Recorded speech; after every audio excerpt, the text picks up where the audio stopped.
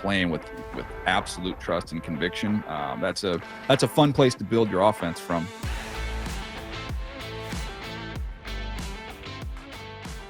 All right, let's talk some football, DJ. And don't, I know what the easy answer to this question is, so don't give me the easy answer, okay? Okay. In the last 3 weeks, the Seahawks in the ESPN Power Rankings have gone from 8th to 9th to 11th. During that span, they're 1-0, where their defense put an absolute whooping on the Houston Texans. Without saying, well, power rankings are dumb, and it's just like, without that, because I know that's true. Why are they slipping in the power rankings when they feel like they're getting better and better, and people should be recognizing this? I think power rankings are about the stage as much as they are about the team. I think it's who's on the bigger stage at that moment, who's caught the most eyeballs with what they've done.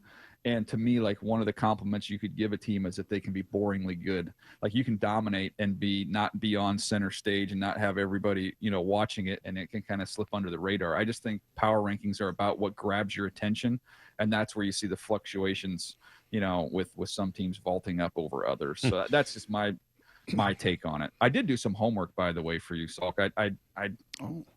We had this conversation about the trading Rick Woolen. Oh, yeah. If you could get a guard. So I said, okay, I need to see how desperate the need is.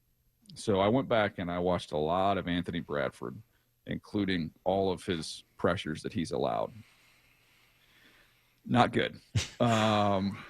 It was tough. And I tried to categorize them when I was charting them and going through it. And I was saying, okay, so there's different ways you can get beat. A guy can, change a direction. A guy could cross your face. Okay, that's an issue. You could have a mental error where you're not seeing a twist, or you're not picking things up. So it's a little bit of a mental bust.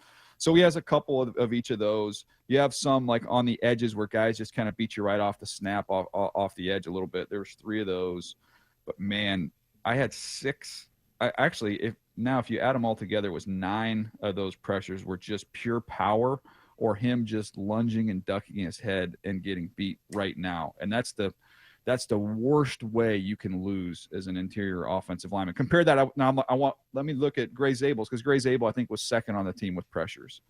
And when you watch his pressures, he's attached at all times. Some of them I think shouldn't even be labeled as pressures. But if he loses late.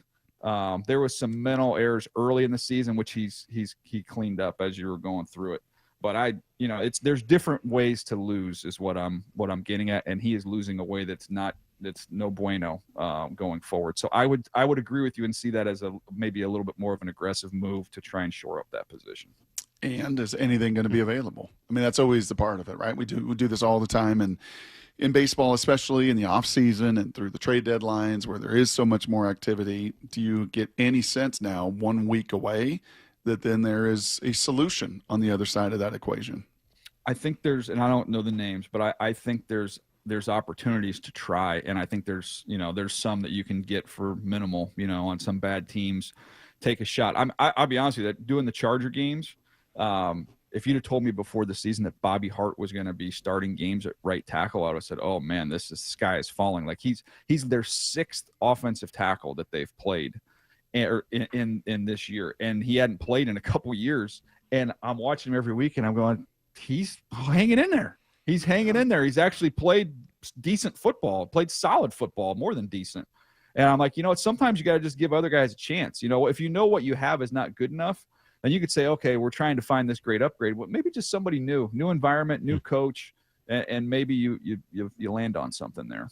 When you were going through the guards, and thank you for doing that. I appreciate it. That's awesome. That's the kind of love. Appreciate that I it. have for you. I appreciate it. And unfortunately, we showed you so much love last week that I think it worked against us. I'll get to that here, or against you, really. I'll get to that in a moment. Oh boy. As you were watching the guards, did you notice anything at center? Like, were you able to pick? So you have to really focus on one person at a time. I was locked in on those 2 guys. I'm just sort of curious. Like, it's so interesting watching this team. Like, the one thing they really wanted to get better at this offseason was running the ball. It's the one thing they haven't gotten better at, and yet everything else they've gotten better at, which is awesome. Yeah. And it sort of really made up for it. We were spending some time earlier talking about the absence of DK Metcalf maybe being part of the reason that JSN has blossomed this year the way he has. Not that it hadn't started before this season, but I wonder how much like being relied on to be the number one guy as opposed to maybe having to defer to someone like DK. I wonder how important that is for the development of a player like him. I think that's interesting. Here's the comp. The comp I was making earlier is like every NBA team has a top scorer. Everyone's got somebody who scores 25 a game, even the bad teams. But if your 25-point-a-game scorer isn't as good as my 25-point-a-game scorer, you're not going to be as good. And maybe JSN is a better lead guy than DK Metcalf is, or at least for this team and this fit, maybe it allows him more space to grow into being that player. Yeah, I think you kind of open the lane, so to speak, and then see what you can do with it once you've had that lane. If you're thinking about an analogy kind of running around a track, you kind of open up that inside lane and see how fast you can go when you get down there. And he's been excellent. I thought you were going to go somewhere with the run game when you were talking about that, because I was curious a little bit of what they're doing, because you talk about that being a little bit disappointing. Mm-hmm. So I watched all their explosive runs, and then I pulled up all their stats. So they're 60% inside zone, outside zone, which isn't a surprise with Kubiak, with what they're doing there. And you'll see some lead stuff in there with the fullback. I wish they would run more, pin and pull stuff and toss and get him out on the perimeter. They had a couple of those that have popped. I'd like to see some more of that going forward. But I was curious how that would compare to Indy, just with Jonathan Taylor, looking at what he's done and how successful he's been with that group. And it's a little bit of a different makeup of that offensive line, but they're 37% inside zone, outside zone. So there's different ways to do it. And that definitely is their scheme. But you'll see like Indy runs more traps. There's some creativity and some variety in how they kind of put their whole run game together. I just shot you a text. Did we play the DJ Open? Did we Lyle, were we able to fire? Was that a one and done? Oh, no, I hope not. No. Marquis Data is all in on you, DJ. They're all in on DJ? By the way, what went bad for me? I'll tell you here. It plays into the Open. It does play into it, If we want to fire the Open. I feel bad about this because we were trying to do you a solid. Honestly. Okay. Like, this is legit. Okay. We were trying to do you a favor, and I feel like it backfired. So, yeah, let's play the DJ Open so we know what we're doing here. He's Daniel Jeremiah. I think he's really, really good. And he's with Brock and Salk every week during the NFL season. He could win an MVP. Daniel's really smart. Daniel's probably the best in the business. It's time for the Daniel Jeremiah Show, presented by Marquis Data. All right, so you heard that sound from Joel Klatt saying best in the business. So we had Joel on after we talked to you last week, and we're saying, hey, DJ made this great point last week. I think I said it of like when your bigs run and your littles tackle, it really puts you in a great position to succeed, and how you were all excited about it. Your conviction of your team, all of it's great. And so we told Joel about that, and he waxed poetically about that for a little while, which was great. And then, unbeknownst to me, and I feel bad, Brock was the only one who heard this. Brock I was watching. I guess on Saturday. During about the second quarter, Indiana's, I think at this point, 35-0 thrashing UCLA. He straight up dropped your line without any credit. Yep. Did you have audio of it or no? I don't know. I don't think there is audio. I don't think anybody watches those games, so I don't think there's any audio of it. Can I tell you the backstory? Oh boy. So I talked to Klatt last week on the phone, and I told him about that thing. We had that conversation, so I think he got it from Mark. I told him, and he said, "Oh, that's great. That's great. Really cool." And then he asked me, "Can you come on my podcast?" And I said, I'm a little busy, but feel free to use that line on the air. Oh, okay, good. Yes.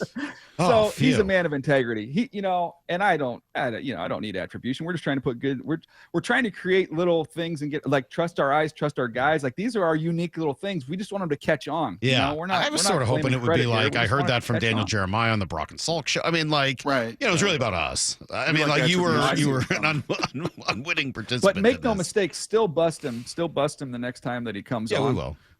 In between his push-ups, just see if you can get It'll be tomorrow at 8:30. We'll have that conversation with him. Yeah. There you go. You know what else was fun, DJ? We had Hasselback on yesterday, and he went further into depth of what this system is doing, and we kind of did our mid-season takeaways. And it's not quite midseason, but it is for the Seahawks coming off of their bye. And I'd be curious from your optics. This is our 7th show or 8th show this year.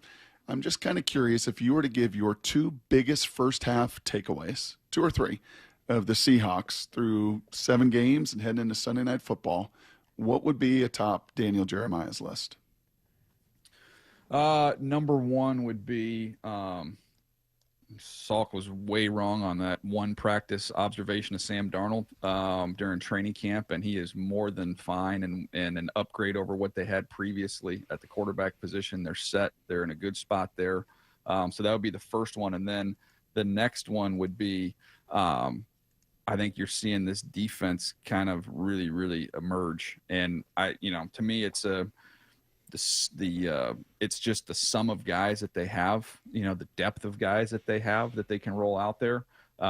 Those would be kind of my 2 takeaways. Quarterbacks playing really well. Obviously JSN is a headliner, but I think to me, the more important thing is that Sam is established himself in a consistent way. And then to me, it's just that front. So many guys that can roll through there. I'd agree with all that. To be honest, I'm no joke. I would agree with you. I was absolutely wrong. Well, not with what I saw that day. He was not good that day. But in terms of trying to read too much into it, yes, he's a clear upgrade over Geno Smith. And that was something I really, really like. I was gung-ho on moving on from Geno. And what Darnold has done has been tremendous, man. It has really been fun to watch, his ascension and just his fit. You guys have talked about fit a lot. It just feels like he fits very well with what Kubiak wants to do. Yeah, I just, and we've used this word on here every week, and Brock just mentioned it a minute ago, but when you've got a quarterback that's playing with conviction, and you can live with a mistake here or there, but man, he's playing with absolute trust and conviction. That's a fun place to build your offense from. You see it around the league with other guys who don't have that, and it makes it very challenging. Hey, real quick, what's going on with the Commanders? That's what you're going to see on Sunday. Like, they're supposed to be good. They're not. What's happened there? Well, I think last year, and I think you're going to see it a little bit this year. I was talking with Brian Baldinger about this, that, man, sometimes the schedule in the NFL right now, just with the way it is with some teams being down, like last year it lined up beautifully for them. I mean, the Patriots are having a great year right now, but look at their schedule and look at what's in, like, it lined up for them perfectly. They squeezed everything out of a lot of rental 1-year veterans last year that all kind of found a way to have a year above what was expected from them. So I think they were just way ahead of schedule with what they accomplished last year. And then you get Jaden Daniels, who hasn't been out there, hasn't been healthy. And, the biggest takeaway from me is that if you look at their drafts before, Adam Peters and Dan Quinn got there the previous 4 years, I mean, there's no core. They had been so bad drafting that the guts of that place was not in a good spot. So they bring in all these outside rentals, and it all worked for them last year. The schedule lined up, the quarterback was healthy, and I just think that was kind of a genie in a bottle type thing last year. And you're seeing this is probably more the normal course you would take with where they were. We only got about a minute or so here, and where maybe Salk's projection was a little wrong on Sam, and that's fine. You were absolutely right, Salk, early on in reading Mike McDonald and how much he liked this team. And we've said it to him 2 or 4 times over the last month or so. You just feel like you like this team. He kind of hinted at it yesterday, talking about the conviction they have. But he's got a term, and it wasn't his term, DJ. And I'm just curious how important you think this is. It was the locker room that came up with mob ties. Mission over BS. And interesting. Mission over all the other stuff. And I don't know how you quantify that, characterize that, and even from your optics, if you can see it through the game tape watching these guys this year. Yeah, I mean, I think they play unselfishly, and that goes back to, the line that Joel stole from me. But that's just that's how they play. They play as a collective in a passion about what they do, just try and do your job, not somebody else's, discipline from that standpoint. I think I just wrote that down. I really actually like that, mission over BS, but that's a very fair. No, it's mob ties. It actually originated with Chauncey Billups. And then the Seahawks ended up taking it and using it for themselves. All right. So hey, by the way, we had in the pregame, we had a break in it, and Money was doing a hit back into his radio show because it was a Thursday with Petros. And I literally hopped on. I grabbed the phone from him and I said, Petros, we still on for cards tonight? DJ, we got to go. So do you. We'll talk to you next week. Thank you, man. As always, there goes Daniel Jeremiah.